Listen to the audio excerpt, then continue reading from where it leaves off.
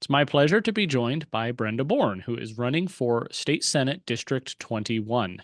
So, without further introduction, Brenda, thanks for joining me. What can you Yeah, tell us about yourself and what brought you to this place where you're on the ballot next Tuesday?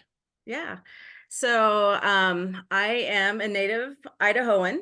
I am also a member of the Nez Perce tribe, and I ran a couple years ago in 2022 during COVID when everybody's required to get masked up, get vaccinated. And I was working at the healthcare facility here in the Treasure Valley and decided, no, I'm not going to do that. And so I ran against Crapo just because we needed people to be shooken up, right? Everybody's falling asleep, staying home, not really paying attention to what was going on. And I ran for that reason, knowing that it was a very, you know, a tall task to actually take an incumbent out like that. Um, and so I had gotten into the political scene then. That was my first taste of the political scene. And when this last 2 years happened, legislation, you know, the votes were pretty, uh, what's a good word? Not the way that that follow my values, and traditional Idaho values. Um, and of course, I complained to the wrong people that said, "Well, you should run then." So, and mostly my husband too. He thought the same thing, that I should run because we need to protect those traditional values, and we want somebody that's going to stand firm. And so I was asked and asked and asked, and I finally said, "All right, I'll do it." So um, that's kind of what got me to run this last time, was being asked. And everybody, when I complained, they said, "You can't complain if you're not going to run." So here I am. Well, let's see, a lot of stuff to unpack there. Looking back on your, campaign for U.S. Senate, I mean, for a first-time campaign, that's a big order because it's a statewide campaign. You have to go Yes. reach out to everybody. And you ended up, I've got your ballot PDF here. You ended up getting over 21,000 votes statewide. That's Yeah. nothing to sneeze at. What did you learn from that campaign that you're able to apply to this one at a much more local level? Yeah, so this actually campaign way different than last campaign. One, because of the state, it seemed like I did a lot of talking, more talking, in big groups. Whereas this one, it's a lot of individual talking, a lot of door knocking. But I get the same response. People are saying, yes, we do need a change. We want Idaho traditional values to stay the same. How do we do that? Um, I'm getting the same response as I did last time. I'm hoping for different results this time, especially although I should have started sooner. When I first talked to some people back in July of last year, about running, and I was just coming off of surgery from an ACL tear. Mm. So it's like I just don't have the energy to really run a campaign at that time. Um, and so really kind of I should have started then is probably what should have happened. But it didn't. So, and same thing with last campaign. I actually started it was probably February when we started talking. So I had quit my job in October and thought, okay, I'm going to write and write and write, and got no response, or the canned responses from most people. Um, and so we talked about running in January and February, and finally submitted in early March. So it's kind of the same thing. I started really late in the game for both races. So I think if anything, people probably need to start sooner if they're wanting to run a race. Mm. I know some people they started literally a year ago. Yeah. And for a 2-year term, that's pretty insane. Yeah. And that's a lot of energy. Yeah. It takes a lot to kind of keep that motivation going, because you see things that happen and you're like, all right, that's depressing. If they keep voting this way, and legislation, the senators and representatives are not voting our traditional values, and we just can't get any change. So I can imagine a year long of this, it probably would be frustrating and tiresome. And it's not like, there's tremendous gain at the other end. If you get elected, you're paid less than $20,000 for 3 months of work, but it really is a full-time job because you're Right. traveling and you're, reaching out, talking to constituents, talking to all the stakeholders, planning legislation. So it's kind of a thankless job, but it does put you in a position where you can influence policy and Right. either push things that you believe in or stop things that are bad. You mentioned traditional Idaho values a couple of times. How would Yeah. you define that? I think it's that, I hate to say conservative values.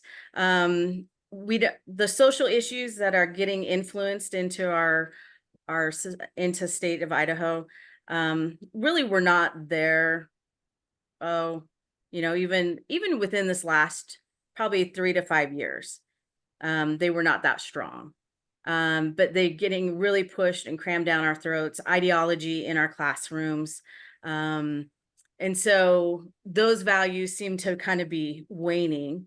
And it's mostly from people are saying it's from outside influence.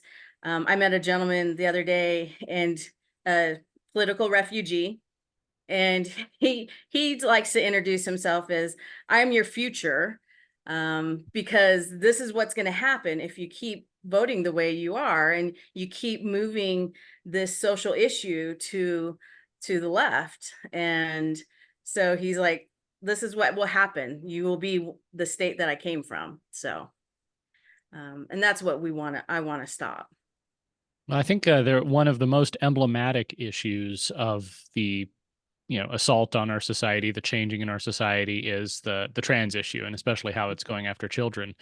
Yeah. And that's probably a big issue in this race because the incumbent Republican voted against House Bill 71 last year to Yeah. prohibit you know child gender mutilation via drugs or surgeries or whatever. What are your thoughts on that issue? And I know there's a lot of, well, not a lot, but some Republicans uh, don't want to ban that because they say it's getting between families and their doctors. It's micromanaging. It's the heavy hand of government.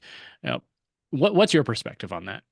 Yeah, my perspective is if we allow children to make a decision that's permanent, then we need to protect them because they have really no idea of what they're wanting to do.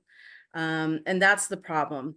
Same thing with medication. If we're giving a medication that's going to harm them, and we have no idea what the long-term effects are, we're starting to see that. And that's why a lot of Europe, are actually banning kids from getting uh, trans surgery and medication because they have starting to see the long-term effects. And so we definitely need to follow suit with them. Um, you mentioned you're a member of the Nez Perce tribe. Yeah. Besides giving you a trump card over everybody who says they're fifth generation Idahoan, what kind, how does that inform your perspective on politics on the state? Yeah, so actually, I was adopted, and so I did not grow up on the reservation. I grew up in a Caucasian family. My sister was also adopted, and she's Korean. So we have a very multi-blended family. And growing up in the 70s, that was pretty unusual. In fact, I still have an article from 1972 that has our family on the page because we're a multi cultural family in the state of Idaho, having a Korean and an Indian and Caucasian parents. So my influence from the Nez Perce tribe is pretty minimal. I'm not involved in their politics. I'll go up and visit every now and then, but it's been a while since I've been up to Lapway. Hmm. Um, Here's something. I just heard that your opponent, the incumbent, is telling people that you were once a Democrat. Yeah, First of all, is that true? And second of that all, is true. Yeah. what was your In journey from that to where you are today? Yeah. So in 1990, I was 18 years old, and I actually well, now I just told my age. Dang it. Yeah. um, I was Senate page, and that was when Cecil Andrus was governor, Butch Otter was lieutenant governor, and Senator Crapo was in the state Senate. And I don't know if you've ever heard of Ron Beidelspacher. He was a senator at the time. And so, yeah, so at 18, you kind of get influenced by people that you like. And kind of like that surgery, you just kind of, yeah, hey, I like that. I'm going to go with that kind of that feeling, Mhm. and not really knowing what that all entails. And if you look at the platform of 1990 Democrats to Republican platform, they were pretty close. Our We've divided very much in the last, gosh, however long that is, 40 years. So we've changed. No, 30 years. Sorry. Let's do not in math. I graduated from Twin Falls High School. So, um, and really, I didn't care about politics until probably about 2020, when COVID happened. We were living our life. My husband's a pastor, and so we were pretty busy with just church and family, and really didn't pay attention to too much politics. My daughter went to a private school. Our whole life centered around the church, and so we didn't do much with politics until COVID happened. Um, and that's when I started looking into the platform and seeing what was really happening. And you can see that divide happening if you look back kind of on that history. We see that the social agenda being pushed, the whole BLM, Black Lives Matter ideology getting thrown at our faces. And that was the Democrats. They really want to divide us by throwing out that there's we're not diverse, that, the states are, what's the word that they use? Um, so anyways, they truly are trying to divide us. Mhm. And that's where I saw that my values no longer aligned with the Democrat. Not that I really even paid attention when I was 19 years old. Mhm. Um, and so now that being a mom and being um, more mature, hopefully, that I see there's a huge difference. Uh, our culture is moving leftward, and Yeah, oftentimes today's Republicans are embracing the Democrat positions from 20 or 30 years ago. yeah, But I imagine if you took a Democrat from 1990 and brought them here, they might get confused because back then they would have been opposed to, endless war abroad. They would have been yeah, opposed to um, government micromanagement. They would have been opposed to big corporations dictating what we do, yeah. and so it's gotten a little really confusing right now as far as Right, the parties go. And so it's there's a lot of work being done to try and figure out who we are. Especially as Republicans now, right. and we have a tremendous divide in the Republican Party. Yeah. Here, even here in Idaho, people are trying to figure out what does it mean to be a Republican, what does it mean to be a conservative. Um, how do we how do we as Republicans unite, but in such a way that we don't compromise our core principles? Well, and that's why I like what's happening with the I've been on the resolutions committee, Christy Zito's committee, and doing the secretary work. And so hearing kind of the discussions of resolutions that are coming to help strengthening what the Republican platform says. I think that's one part of it. And the other part is letting people know, as I've been going out door knocking, some people don't even realize that, one, there's a platform, and that it's voted on, and it can be changed as people bring up things. So that's one big thing that we can do, is make sure people are reading it and understanding, okay, this is what Republicans have gotten together and voted on and said, yes, this is what we want to stand for, and that it can evolve. but it has to be voted on. And so I think that's the biggest issue, is talking to people and letting them know what it means to be a Republican and not just have the R behind their name. And so this is what we're going to stand for. And that's why I like, I don't even know who put this out, but it's the graded system, the Idaho GOP scorecard, Hmm. That's the because yeah. it's going off of the platform. So I kind of think of it as a performance, job performance. And you know, we've all worked jobs that we've gotten evaluated on. It's the same thing what legislators should have is, okay, well, where's your job performance? Everybody says, oh, it's the voters, but if they don't understand what they're supposed to stand for, then they may not understand that. So that's why I like the scorecard. So that's usually my discussion is, let's talk about, okay, what does it mean to be a Republican when I go door knocking? Well, with you're kind of alluded to it. It's a matter of getting in touch with the voters, informing Mhm. them, explaining, okay, these are the issues. This is how the incumbent has voted, because most normal people, excluding you and I, Yeah. they don't pay much attention to politics. Like you said before, Yeah. before Yeah. COVID, it was, you might go vote once a year in the general election, maybe vote in the primary if you're Yeah. really, Yeah. feeling like it, and you don't dig too much into them. You see a mailer that says, the incumbent is conservative, supports the Second Amendment, Right. pro-life, cuts taxes. Okay, sounds good to me. Yeah.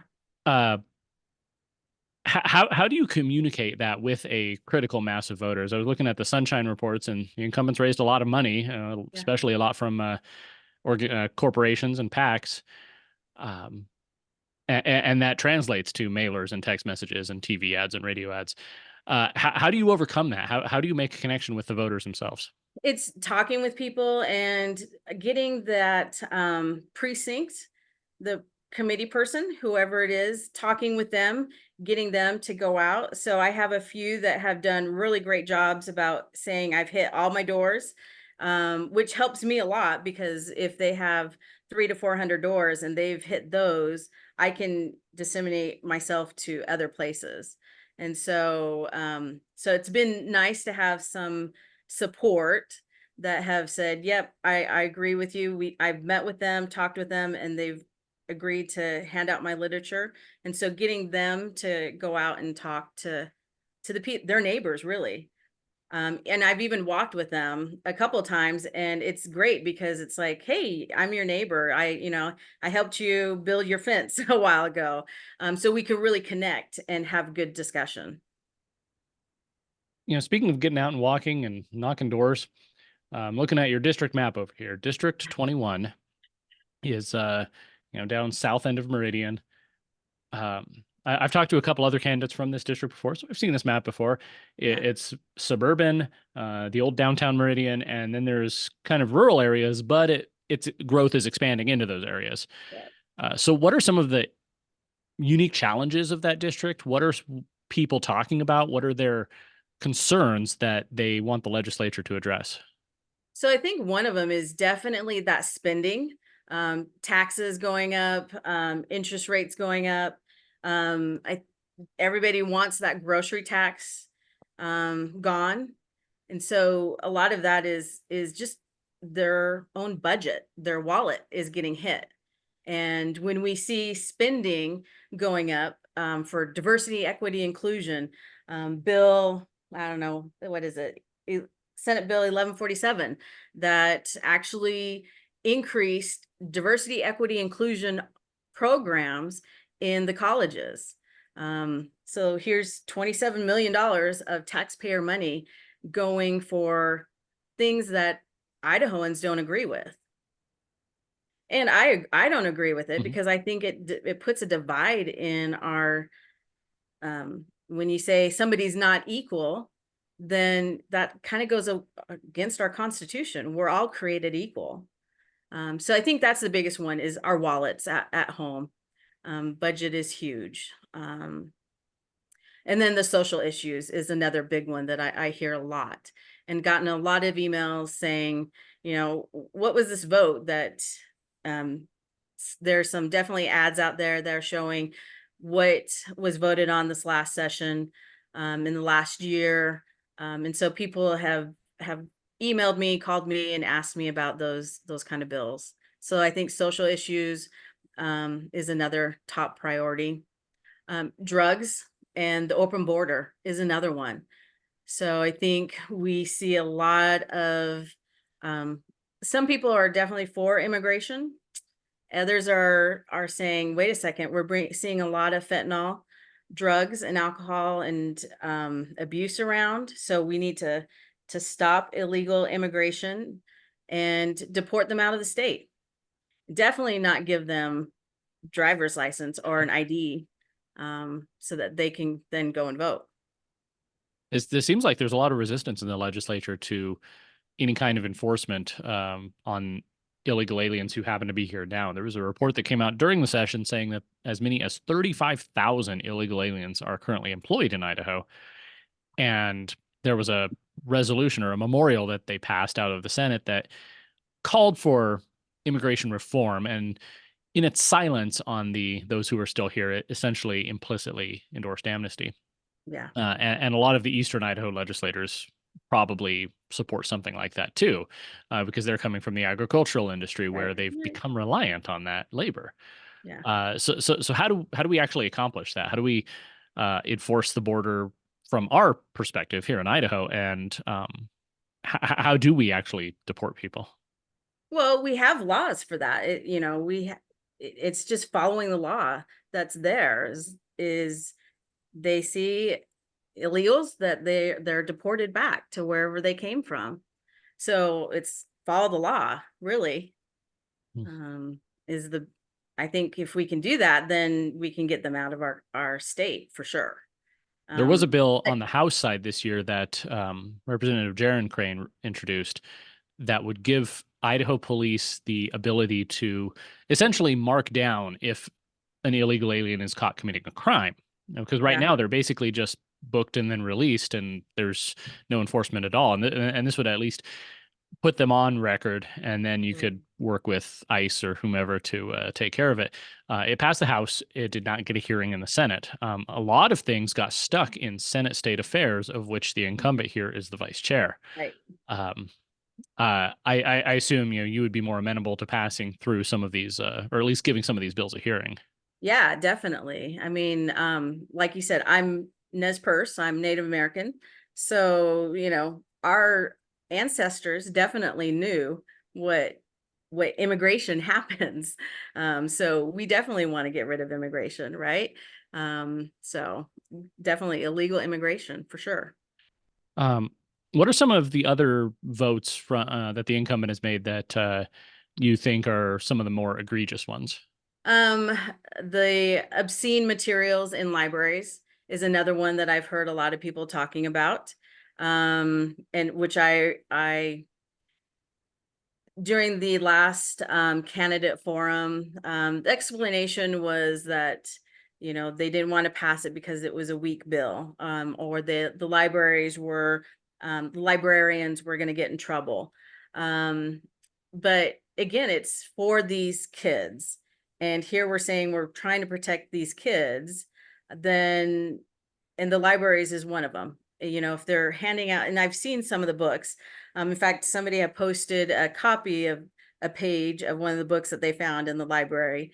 And it's like, I can't even look at that. And I don't even want it on my Facebook because, my daughter who's 20, I don't want her seeing that. So I'm still protecting her, even though she's 20. So that's another one that a lot of people are pretty upset about when I go door knocking, that those books are, especially when they see them, they don't understand it until they actually see a picture of it. It's like, how can this not be obscene? And why would we want these kids to see this? Hmm. So, I testified on two or three of the library bills in committees over the last 2 years. I am a library trustee up in Eagle, so I'm seeing it yeah, from all the perspectives. But yeah, um, there's so much misinformation out there. People say that it's about banning books or yeah, haranguing librarians when it's really not. It's just providing a consistent standard for what you're allowed to make available to children. But obviously, some people disagree, as in the case of some of the incumbents' votes. Right. So, which I don't get this. So, if there was a bill, and I don't know the bill, that passed about getting porn off of videos, right? Or your tablets, or you had to sign up to Hmm. have an adult, and I can't quite remember the bill number, but it was a bill for electronics, porn on electronics. Does that ring a bell? Yeah, I wasn't down in there, but I remember hearing about during the candidate forum, and I didn't write down what number they were talking about, how they voted for to let's get porn off of electronics. Well, wouldn't the libraries be the same thing? So I just kind of wonder why we're so let's get this the make sure that kids can't get on to electronics and look at porn, but libraries are okay. So I well, that just they'll doesn't turn make that sense around to and me. say that why would you oppose putting filters on cell phones and tablets, Right, but you want to get the stuff out of libraries? right, right. So it just, I guess, a different vote, or maybe, they can explain it some other way. Well, shifting gears a little bit, you mentioned taxes and spending being an issue for a lot of people. Um, taxes, they've been able to keep taxes reasonably low. Obviously, there's still a sales tax on groceries, Yep. but they've been lowering income tax. They've been lowering property tax through various bills. However, spending keeps going up because they keep taking more and more money from the federal government. Last I heard, I think last year it was 43% of our budget came from the federal government, which of course is our own taxes as well. Right. Either that or just printed money that causes inflation.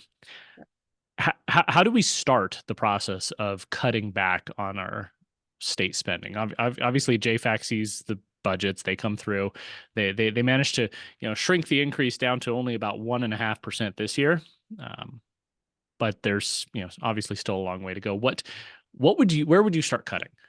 I would say start cutting out the federal dollars. Let's find a way to only manage it here locally, state. So getting rid of federal ties would be, I think, pretty important. And I thought back in, oh, I don't know, probably maybe in the 90s or 2000s, that Idaho was kind of bragging on, we're getting rid of federal dollars. We're not taking federal grants. And so I think that would be a big start, is getting away from the federal ties. Plus, there's so many restrictions on that, right? Mhm. So if we, like for Title IX, there's so many these restrictions on us that we have to allow kids, however they feel, what sex they are, they can go into whatever bathroom. And instead of saying, I think several states have said, fine, if you don't want to give us the federal dollars, because we're going to make sure that boys go into boys locker rooms and girls go into girls, they just don't take that money. And I think that's one start that we can say, is say, okay, if you're going to put all these rules on allowing those social agenda, then we're not going to take that money. Like Uh, the diversity and equity inclusion programs. We can say, no, we're not going to follow that, and we're not going to use your dollars for that. I remember adding up the money, the actual federal money in our education system a couple, probably a year ago.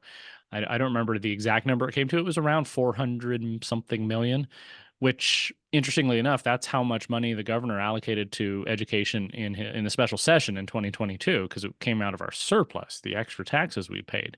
So it seems like there is money there if they really want to get rid of federal money, at least in the education Yeah. and public education. But there doesn't seem to be the will for it. Yeah. Yeah. Yeah, I mean, I think it's that greed, people see money and they think, yeah, that's what they live on. They like having that money and that power. And that's kind of what I want to, definitely not be. Um, I am not going to be holded to anybody. I'm going to, other than my constituents, my District 21. I want to hear what they want, not what somebody's paying me to say. So, let's say you win next week and then go on to win the general. You're there in December. You're choosing your committees. Obviously, you won't necessarily get your top choices, but if you did, where do you think your talents and experience would best serve? Yeah, definitely health, obviously. I'm a diabetes educator, Oh, registered dietitian. So I've worked in healthcare facilities from federal government, local, um, for hospitals, for-profit hospitals. So industry is definitely one of my strong suits. Um, so health and health department would be a good one for me to be in. Taxes definitely not. I'm not a tax person. Math is not my strong suit. So, but I do like to analyze data.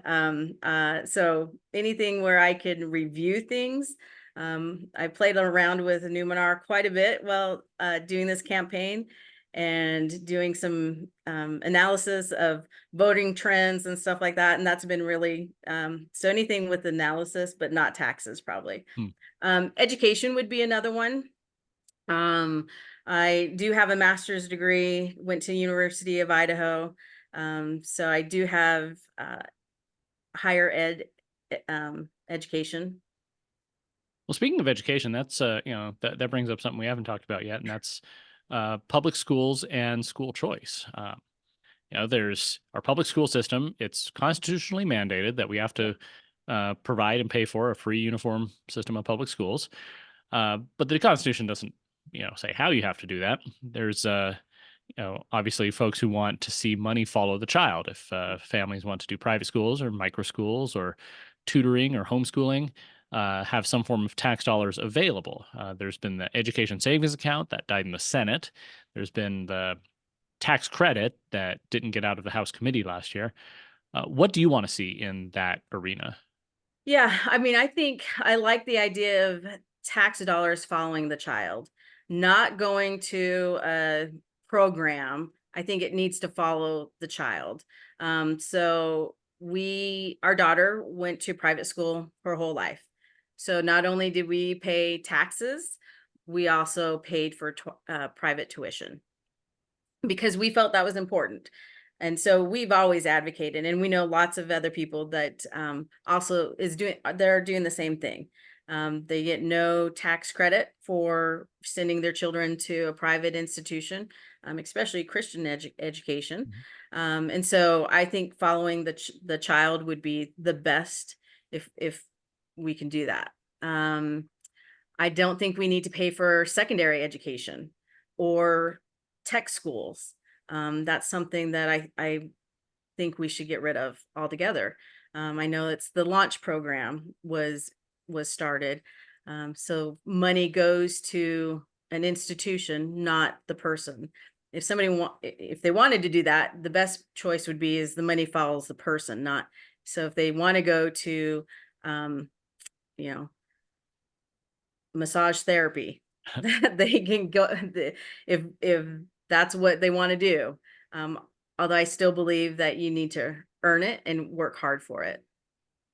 Well, I think Hopefully. that kind of gets at the whole rationale for the launch grant. Yeah, They look at you know okay, what's our future workforce looking like? Well, we need more tech workers. We need more um, tradesmen and laborers. So let's incentivize people to go into those fields by providing this money. Um, that proponents would say that it's necessary and helpful, and it's going to create people who are good taxpayers and members of their community and yeah, successful. Uh, Obviously, on the other hand, we don't have a constitutional mandate to fund higher ed. right, We're taking, we're essentially giving private organizations, private companies, uh, giving them money essentially because they don't have to train their own workers. The government will do it for them. And right, there's also, I would say, a bit of central planning there. Kind of a socialist idea that right. the Social. government knows Yep. best and we'll nudge people in the right Yeah, directions. yeah. Yeah, but then you get kids that are kind of getting shoved in that way and they really hate it. I'd rather have a child really decide this is what I want to do, instead of saying, well, you're going to get money if you go here. And so that would be a better option, is to let the child decide. once they graduate from high school. Although I still don't think we should have money for after, if we're sticking to K-12, Hmm. that's it. The rest, if you want to go on to school, you want to do trade school, you'll find a way. Yeah.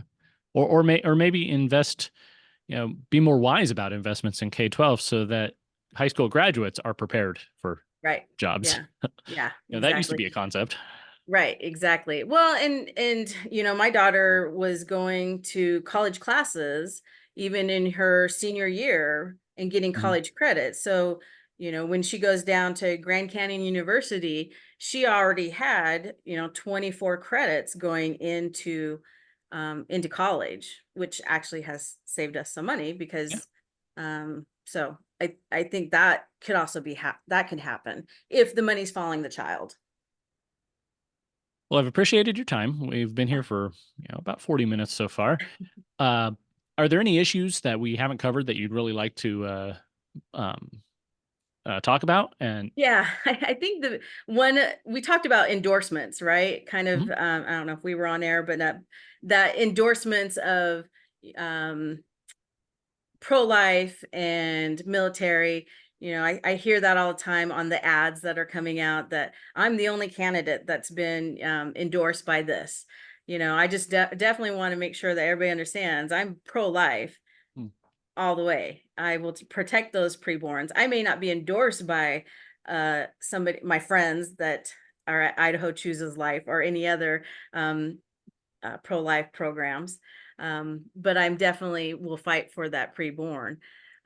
Same thing for our military and our first responders and our police. I'm pro family, pro military, and I may not be endorsed, but that is definitely um, I would my dad was a respiratory therapist and he saw all the time first responders coming in and taking care of a lot of wounded people. And then the other one is Second Amendment. Hmm. I may not be endorsed by NRA or anybody else, but I believe in we have the right to bear arms. So Yeah, endorsements are a little tricky, right? they are because, and I say this on both sides. It's really people endorsing the people they like and then Right. rationalizing it afterwards.